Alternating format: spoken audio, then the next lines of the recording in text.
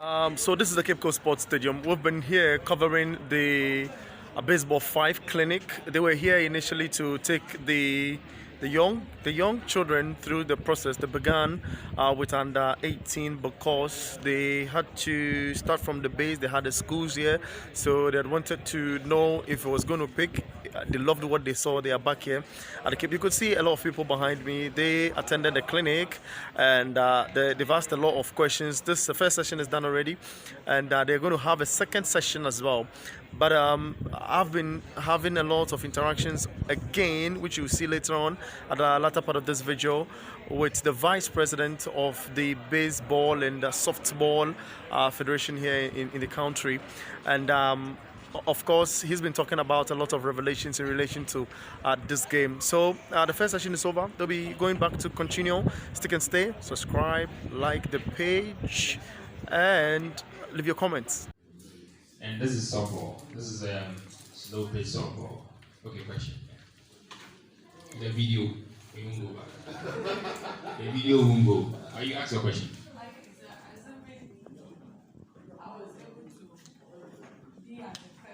First base, yeah. And I realized that I want to move to the second one. But when I go there, the ball is sitting at me. Do I stay or I have to come back? Okay, so when you're on first base, it is because you want to remain safe, right? Okay, so if you want to advance, it's a risk you need to decide whether you are ready to take or not. If you are not very fast, you can't run very fast. If you steady and your opponent cannot throw very good balls, then you decide. If you're a fast runner, you can go. But even if you're on first base and your teammate who's going to bat now bats the ball, you have to go whether you like it or not to second base. And that is what we call in baseball force play. You have to go because it's like when you go to KFC, you're using the drive-thru, right? If you go and there's a car ahead of you, you have to follow it. You have to join the queue. Whether the guy likes it or not, once he takes his order or makes his payment, he has to move, and you come. So the same, you join the queue. But in a situation where you're on first base and the pitcher throws a ball and your teammate doesn't hit and you want to go, let's say I explained a few moments back, stealing. You want to steal, you want to advance even though there's no ball in play, then it's at your own risk. And in those cases, like I mentioned earlier, if you are not very fast, the ball will be waiting for you before you get there. And if you are fast, you can get there just in time so you are safe. And if you are lucky, they could make a mistake and you could advance the next phase as well. But here's the case that I'm in the middle of the first base and the second base. In the middle, Yes. no man's land. They will catch you. You decide. They will catch Either you. you go or you come back. Yes. But if you're in the middle, you need to understand that the infield has 5 players and they have one objective to take you out. So someone can be squatting and looking elsewhere, but he knows where you are. Because all the other players are looking at the catcher, but the catcher is looking at everything. And we use a lot of signs. The catcher can hold his knee or hold his ear, hold his chin.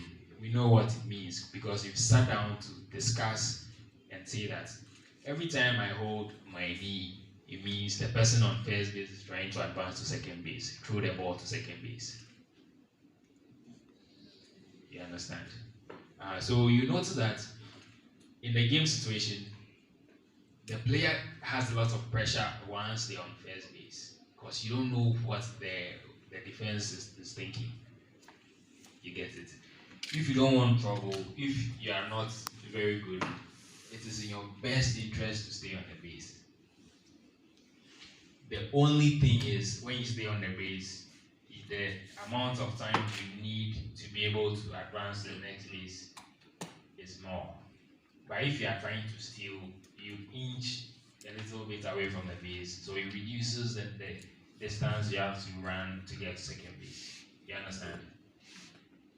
This one, they always take it to the field though. Ready? That is baseball. I know. Leading up, you can lead up. Sorry, can I come in? Sorry. Okay, any more questions? Now we are going to the technicalities, so the place is getting quiet. Baseball, and it's just like the same one the girls were playing, but this is baseball, so the ball is coming from overarm.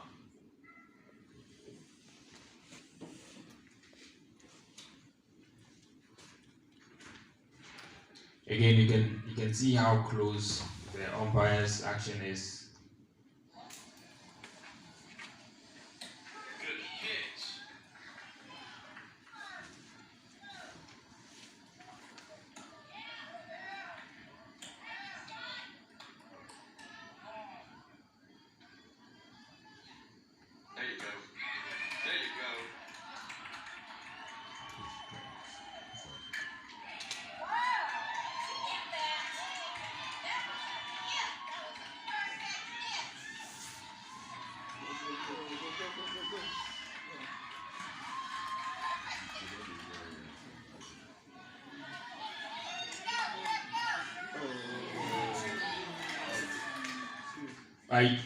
You people think it's a safe?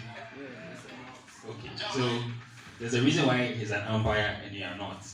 You are looking at the whole thing, he's looking at who gets the base first.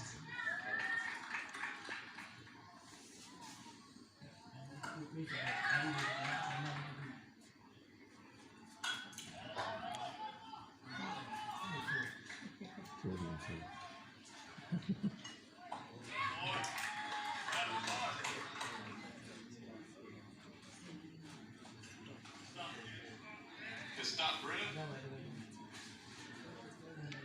There you go, Paige.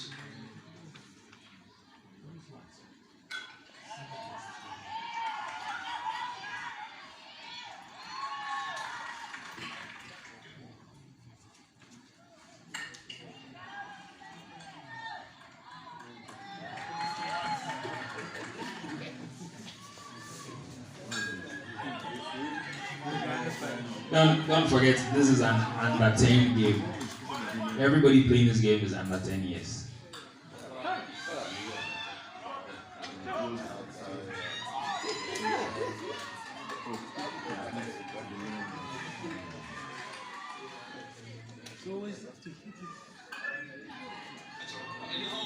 Good job, Lee.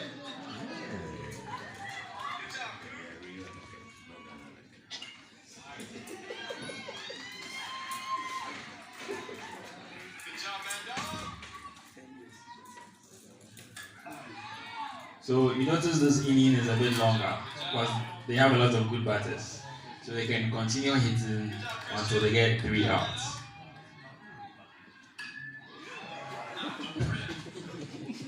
So does it mean it's always compulsory for you to step on the base? Yes. Like I said in the beginning, the game is called baseball. If you miss the base, you are out. And I see some instances whereby they use their hand to touch it. So, okay, I get your question now. It is not compulsory to use your leg. It is compulsory to use a part of your body. That's the point. So if you want to use your head, there are times when you need to use your head because you are sliding or something. The game becomes very crazy at certain levels.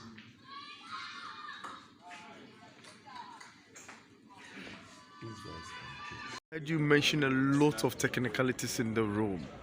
Why we have baseball already? First of all, why Baseball 5? Alright, so Baseball5 is the urban version of baseball and softball, and it was introduced by the World Baseball and Softball Federation because the cost of acquisition for equipment to play baseball and softball is too much. But Baseball5 breaks the barrier for all those things. Now, with Baseball5, all you need is a ball. And because it doesn't require the same space for Baseball5, for softball and baseball, it is easier to play Baseball5 everywhere. And because you don't need a lot of people, you can actually custom make the dimensions to suit the space you have. What matters is you need to enjoy it, and it can be played anywhere. Great. How many players are to play this beautiful game you described? Just like the name suggests, 5. Baseball 5. So just 5 people. And the beauty of the whole thing is Baseball 5 is a mixed gender sport. So you have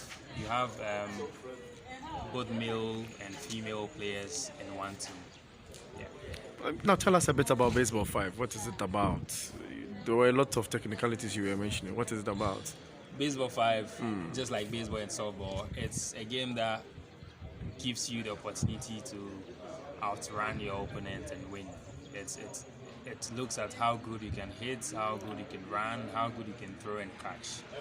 Baseball 5 is a street version, and unlike the other sports, you don't need equipment. So all you need is your hand and then the ball.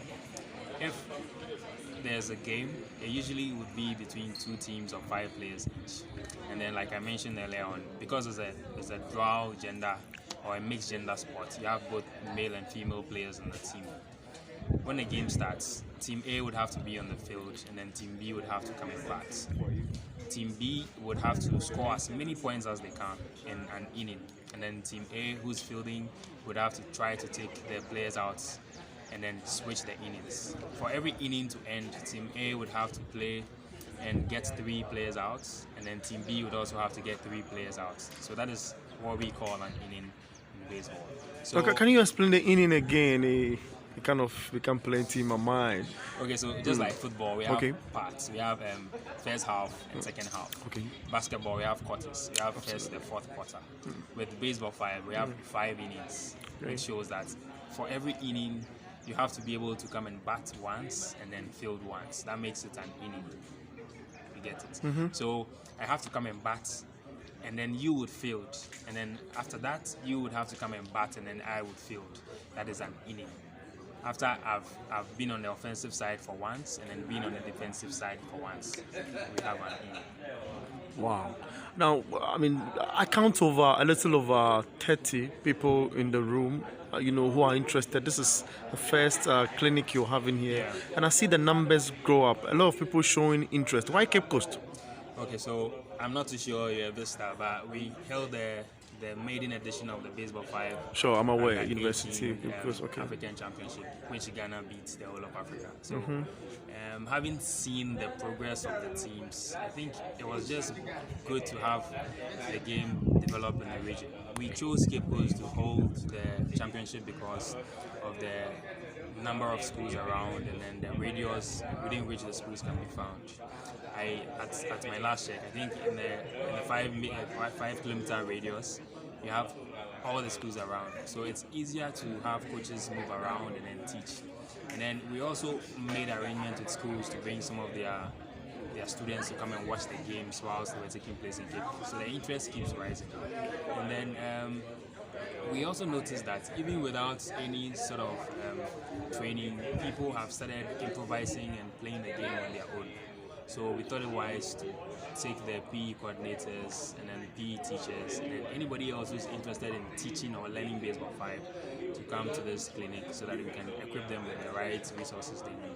Mostly when clinics of the sort are done, you look at having the competition run so they don't lose the skill you're teaching them. Are you looking at having some like a regional sort of competition to keep them active? Well, we are looking beyond the regions. Like we have a 10-year development plan which is supposed to have us go around all the 16 regions in Ghana. Currently, we are only in the Greater Accra region, Eastern region, and then now Cape Coast. So we are looking to establish Cape Coast or the Central region to a level where they become a hub to feed into the other regions like the Western region, the other regions close to the Western region. Yes, we would have competitions even on different levels. We're going to have under 12 competitions, under 18, and then senior competitions. And we are not keeping only this to the school system. We are going to have teams in the communities as well, so that we know that it is not a game we are keeping for only people who are in school. Everybody else can play, and it's the same for every development of sports, and they have to start from the grassroots. Now, this will be my last question. Funding, a major tool for sport. I would not want to use the word we've been using in the media space, lesser known sport. But I mean, how are you going to fund this whole project? Well, we are looking at bringing strategic long-term partners on board. We don't want sponsors because usually in Ghana, sponsors only come to give you money and then that's it. We want people who would look at our 10-year development plan and say that I identify with this project. I want to be a part of this project for the next 10 years and this is what I want to contribute to the project. That way we can develop not just the sports, but the coaches, the students and anybody around the sports. It's been difficult trying to raise funding, but we are not relenting. We are not leaving the development of the sport to just funding. We are fortunate enough to have people put in their personal resources, and we are hoping that in the next couple of weeks, months or years we'll have these strategic partners I'm talking about come on board. All right, thank you.